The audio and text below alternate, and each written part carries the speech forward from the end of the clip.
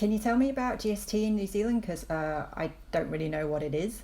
It stands for Goods and Services Tax, and it is an additional tax of 15% placed on pretty much everything in New Zealand.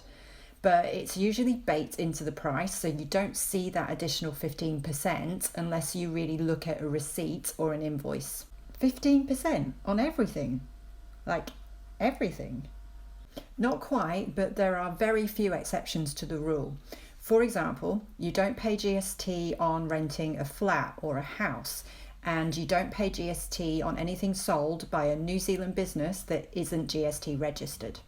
So when does a New Zealand business have to be registered for GST? When it has a turnover of more than $60,000. Turnover?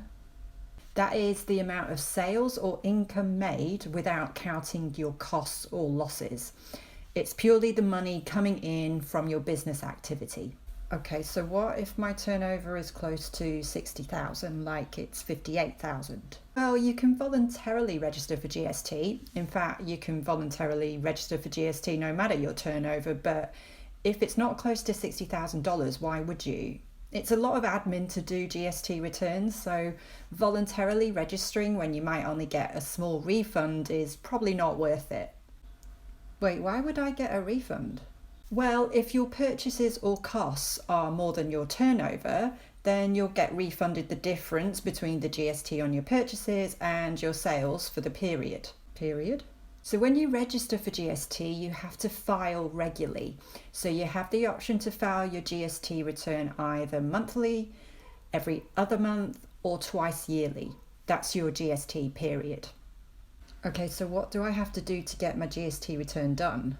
So you need to work out your income and your claimable expenses for the period, and then file the GST return either via accounting software such as Xero or through your MyIR account on the IRD's website. So you either have to learn how to do your accounts correctly or pay a professional like a bookkeeper or an accountant to do it. And when do I have to pay the GST, or when do I get my refund? Due dates for GST are usually the 28th of the month after your GST period has ended, but there are exceptions. The IRD's website lists the dates. If you're receiving a refund, they usually come through to your bank account a few days after the return has been filed. Any more questions?